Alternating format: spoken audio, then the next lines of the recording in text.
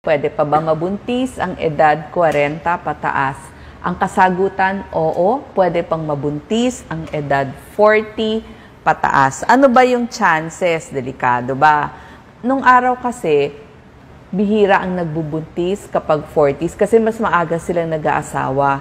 Pero napansin nila, nitong mag-1990, year 2000, 2010, lalo na ngayon, mas marami na yung nagpupunta sa kanilang mga OBGYN kasi buntis sila at age 40. Kasi inuna nila yung career nila, yung trabaho nila, para ready sila pag nagpamilya. May naipon na silang pera, maganda na yung trabaho na. So yan yung mga benepisyo naman ng paghahantay ng edad 40 bago kayo magbuntis o bago magsimula ang inyong pamilya. Ang tanong lagi sa akin, may chance pa bang mabuntis? Alam nyo po, nung 20 years old tayo, may 25% tayong mabuntis sa first month na nagtatry ang mag-asawa. At after a year, 96% mabubuntis yan. Basta walang family planning na nangyari. So, pag edad 30, per cycle mo o sa pagitan ng regla mo, may 20% kang pwedeng mabuntis at in a year hanggang 86%. Pero pag nag-edad 40 ka na, per cycle mo, 5% ang chance. So may chance pa, 5% ang chance na mabuntis. At per year, may 40% chance ka na mabuntis. Magpapatulong ka lang sa iyong OBGYN. Pag 50s, mahirap na talaga. Talagang mga in vitro fertilization na yan. Ang next tanong mo, madami pa kaya akong itlog pag edad ko ng 40? Nung pinanganak kasi tayo, nagsimula sa 1 million yung eggs natin. Tapos, unti-unting nawawala yan. At 30 years old, 100,000 pa ang natitira nating eggs. At pagdating ng 40 years old, 20,000 na lamang ang natitira nating itlog. So, paano natin malalaman kung marami pang eggs available? Meron pong blood test, ang tawag dyan, AMH, Anti-Mullerian Hormone. So, makikita mo dun sa blood test, pag mababa ang resulta, konti na lang yung reserbang itlog mo sa iyong ovaryo. So, may test naman. Ang next mong tanong, maganda kaya yung kalidad ng itlog na meron pa ako? Siyempre, edad 40 na. Lahat naman po kasi ng babae, may percentage na yung itlog nila ay pwedeng mag-abnormal. So, pag edad 25, 75% naman normal pa ang eggs. So, may 25% na baka hindi normal yung eggs. At 35 years old, 66% pa ang normal eggs mo. At 40 years old, 20 to 40% pa ang normal eggs mo. Meron naman kasing test yung tinatawag na gene testing para sa trisomy 21 o yung tinatawag natin na Down syndrome. Meron din sino naman ang doktor na tutulong sa atin? Kasi maraming lumalapit sa akin dyan.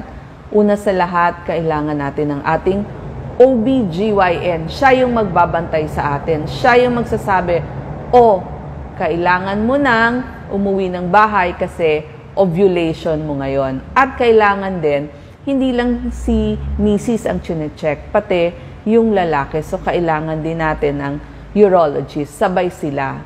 At pag 6 months ka na hindi pa nabubuntis sa natural na pagsubok, meron tayong tinatawag na reproductive endocrinologist. Ito ay isang OBGYN doctor. So, sila talaga yung mga nag-aalaga sa mga couples na hindi mabuntis sa loob ng 6 months to 1 year. At ang mga test na hinihingi nila, pwedeng ultrasound o x-ray ng bahay bata at saka ng ovaryo. Merong mga blood test, yun nga yung hormones na sinasabi ko para ilan pa yung available na itlog. At sa lalaki naman, merong mga tinatawag na semen test. Tsaka alam nyo, nakikita na sa ultrasound, pag mag-ovulate ka na, so punta ka na dun sa iyong doktora para sabihin niya, okay, kailangan nang umuwi, kailangan na kayo magbakasyon, kailangan nyo nang mag-try. Kailan ba ang fertile days ng babae?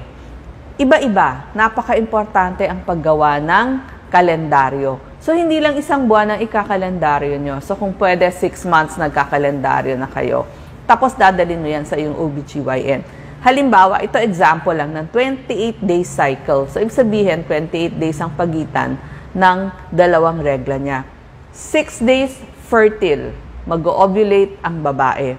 3 days bago ng ovulation, sa araw ng ovulation, at 2 days after, kasi makakahabol pa yung sperm na pumunta dun sa egg at mag-meet pa sila. So, napaka-importante nitong window period. So, diyan ka kailangan binabantayan ng iyong OBGYN. So, kailangan, kung talagang gusto mong mag-baby, nandyan ang iyong OBGYN para i-guide kayo. Tapos, may mga tips ako mamaya para mabuntis kayo. Ang next tanong ninyo, paano ba pwede bang mag-miscarriage o mag-stillbirth?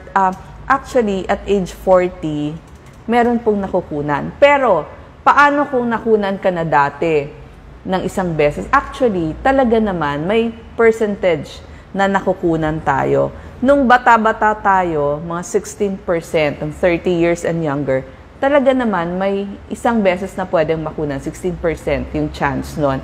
Pero, hindi ibig sabihin nakunan ka nun, baka makukunan ka ulit. Hindi naman, basta nandiyan ka sa iyong OBGYN. Pero kapag dalawa o higit pa na sunod-sunod kang nakukunan, sabihin mo agad sa iyong OBGYN kasi merong mga sakit sa mga kababaihan, yung tinatawag na APAS, may gamot na yon. So, wag nating hintayin na mangyari yon. Ano pa yung mga risk sa kababaihan? So, nakunan, nag-stillbirth, yan po. Ectopic pregnancy, sa iba tumubo yung bata, hindi dun sa bahay bata. So, 4 to 8% increase ang risk kapag 40 years old and above ka. Pwede ka rin ma-high blood, ma-diabetes, at nakita nila pag 40 years old and above, usually cesarean section na sila. Kasi mas hirap na silang umire. So, may chance na ma-cesarean kayo, mga 50% chance nag-cesarean. Tapos nagkakaroon ng bleeding, dahil problema dun sa mga placenta. So, ito yung mga risk na binabantayan. Tapos, syempre, ang tanong ninyo, paano naman kung baka magkaroon ng Down syndrome yung aking baby o yung tinatawag natin na disabled babies? Ano ba yung chances nito? Actually, kahit 20 years old tayo, posible naman magkaroon ng Down syndrome. Pero syempre, pag edad mo ng 35, 1 in 250 na to. Yung other genetic problems, ito yung mga cardiovascular problems. So, problema sa puso ng bata, yung mga may congenital heart disease. So, lumalaki din, 1 in 192. So, pag 40 years old ka na, 1 in 100, pwedeng magkaroon ng Down syndrome yung anak. May gene testing naman. At saka yung iba pang problema, 1 in 66. So, yun po.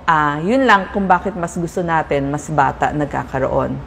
Pagdating sa miscarriage, sabi ko nga nakukunan 10% kapag 20 years old kayo, 25% pag 30 years old, pag 40s, mga 50% nagkakaroon ng miscarriage. Tapos C-section ka na nga. At nakita nila, pag mas older yung mom, mas yung babies nila mas malalaki. So, medyo lumaki, mas matured tignan. Nagkakaroon ng diabetes, ng high blood na because of age. Tapos yung bleeding kasi nagkaroon ng problema sa inunan. So, merong mga placenta previa. Kaya kailangan merong nakahandang blood donation. Pero hindi dahil 40s, hindi na kayo pwedeng manganak. Pwede pa pong manganak ng isang healthy baby, babantayan lang mabuti. Una sa lahat, magpi-prenatal check-up. Pagbalak nyo na, sabi ko nga, 6 months before, 1 year before, punta na sa inyong OBGYN. So, meron tayong mga counseling. Ano yung mga gagawin? Pag sinabing araw ng balik, wag na wag kayong a-absent. Kasi, kailangan kayong makita ng inyong OBGYN. Pagdating naman sa prenatal vitamins, kailan uumpisahan?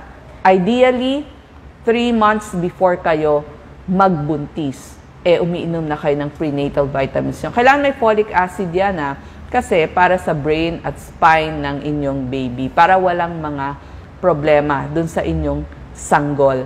Ang tanong nyo, kung nakapanganak na ako? Well, thank you. Hanggang kailan ng multivitamins? Hanggang nagbe-breastfeeding kayo. Kasi yung milk nyo lang ang tanging source ng nutrisyon ng pinadedede nyong sanggol. So, pwede nyo inumin yung mga multivitamins nyo before hanggang nagbe-breastfeeding. Gagamutin kung meron ng mga underlying na sakit. Syempre, umidad ka na, baka tumataas na yung sugar mo, tumataas na yung blood pressure mo, medyo tumataba ka na din, so ipapa-exercise ka. Lahat yan, kailangan binabantayan ng iyong OBGYN. Pagdating sa pagkain, syempre, balanced diet ang gusto natin. So, tamang timbang, mamaya na yon, pero kailangan may prutas ka, iwas sa pagtitibi, may gulay ka, antioxidants, ang source of protein mo, kailangan sapat din kasi kailangan yan sa muscles. So, ano ba yung mga kailangan mo? Omega-3 fatty acid para sa utak, galing yan sa isda, sa nuts, folic acid, berdeng gulay. So, dito lahat ng berdeng dahon ng gulay kailangan mo kasi plus iron yan. Beans, nuts, kailangan din yan. Ito yung mas madalas mong kainin. Pag iron naman, kailangan mo ng itlog, manok, berdeng dahon. Ano bang isda ang pwede? Siyempre, sasabihin natin, nako, mahal ang salmon. Pwede po ang dili, sardinas, hito, dapa, salmon, tuna de lata, tilapia. Yan po yung mga pwede. Huwag po yung masyadong malalaking isda. Huwag muna kasi may mercury yon. Tapos, mag-ehersisyo. Ano ang mga pwedeng ehersisyo? Paglalakad, swimming, hindi naman tayo lahat ay may swimming pool. Pero pwede po yung mga pilates o kaya yung yoga na pangbuntis. Kasi bakit? Para mas makatulog ka sa gabi. Hindi ka tataba. Kasi sabi, naku, kasi nagbuntis ako kailangan ko kumain for 2, sumobra ka naman ng taba. Naku, ngayon gusto nila right lang, tama lang ang timbang ng nanay at saka ng baby. Tsaka mas hindi ka magbaback kasi masakit din sa balakang kapag buntis.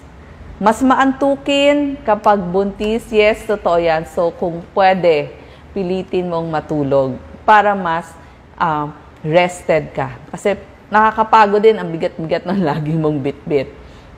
Pag sinabing balik, kasi may mga test na pwedeng gawin, ultrasound, at iba pa yung gene testing nga, sinasabi ko, sinasabay din yon. Blood test, kailangan din mga urinalysis, baka naman may UTI ka na. So, susundin natin yung ating OBGYN.